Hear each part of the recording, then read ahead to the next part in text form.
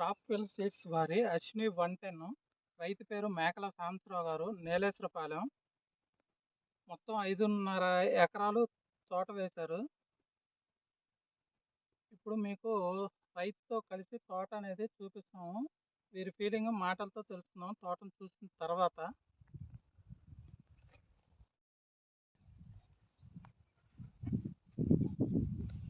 ఇది అశ్విని 110 అనేది కింద నుంచి 4.5 నుంచి 5 అడుగుల హైట్, మినిమం 4 నుంచి 4.5 హైట్ పైనే వస్తుంది, ఫీట్స్ పైనే.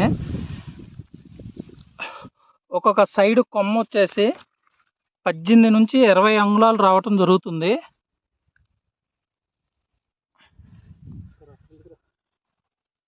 ఇది మొత్తం కూడా సైడ్ బ్రాంచెస్ అండి. ఈ ఒక్క చెట్టు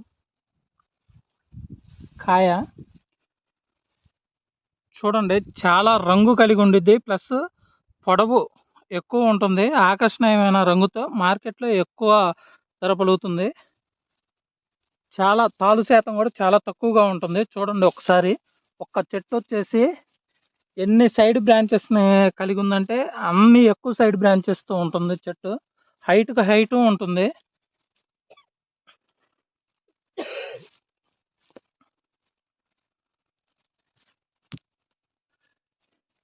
ఇది ఒక చెట్టు మొత్తం కూడా ఇదండి. హైట్ మినిమం 4.5 నుంచి 5 అడుగుల దాకా వస్తుంది.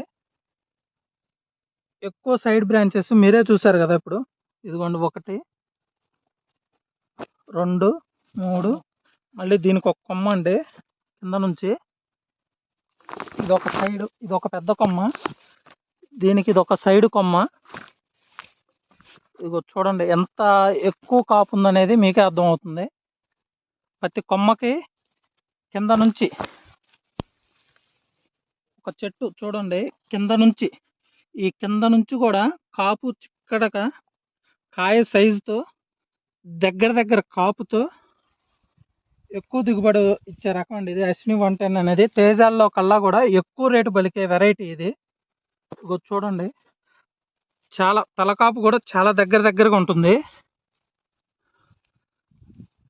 ఇదిగోండి ఒక్క కొమ్మలో వచ్చేసరికి ఎంత దగ్గర కాపు ఉందనేది చూడండి. 1, 2, 3, 4, 5. ఇక్కడైతే జంట కాపు అండి ఇది. ఈ 2 చూస్తున్నారు కదా, ఇవి జంట కాపు. చివరి దాకా కాపు ఉంటుందండి. ప్లస్ ఇవాళ జనవరి 17వ తారీఖు. ఇప్పుడు కూడా మీకు పూత పిందల మీద ఉందండి. ఇంకా కాసే గుణం ఉంది ఇంకొక 20 రోజులు, నెల దాకా. దీని పూర్తి స్ట్రక్చర్ వచ్చేసి ఎకరాకు 35 నుంచి 40 క్వింటాల మధ్య వచ్చే రేంజ్ అండి ఇది. ఏ చెట్టు అయినా చూసుకోండి, అదని కాదు పక్క చెట్లైనా సరే అసలు చూసుకోండి ఎంత విపరీతమైన కాపుతో ఉందంటే బేరింగ్ మీకే అర్థమవుతుంది.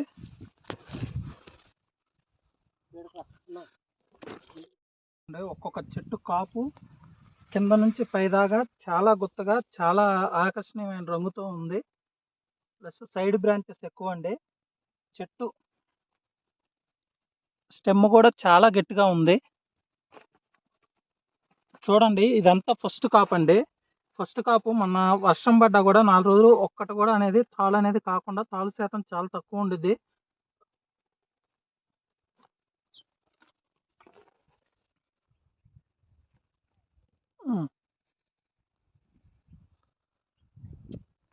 వీడియో ఇప్పుడు ఎన్ని ఎకరాలు అన్న ఈ బిట్టు బట్టికి?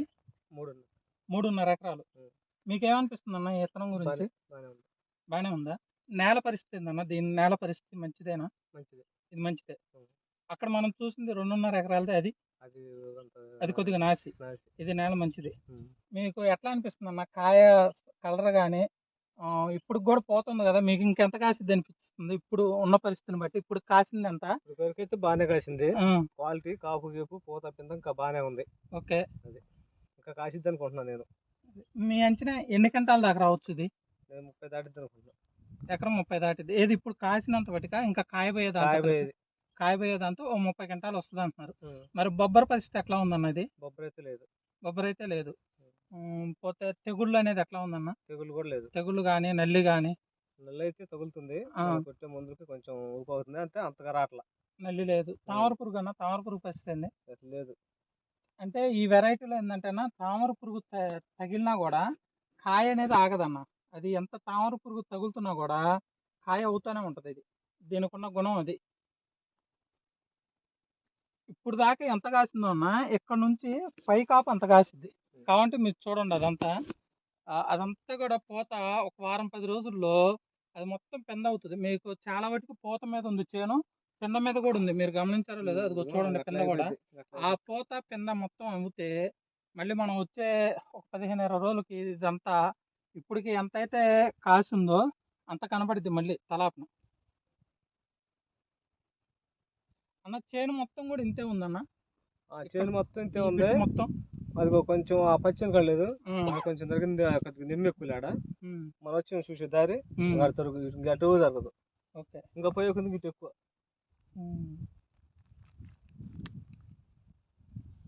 కొద్దిగా అటు వెళ్ళి చూద్దాం అన్న. ఆ దారి నుంచి ఏమన్నా తిరిగి రావచ్చా లేకపోతే ఇంకా రావచ్చు, ఇట్లా పట్లో పోయి రావచ్చా? పట్ల పోయి అటు తిరిగి రావచ్చు. అలా తిరిగి రావచ్చా?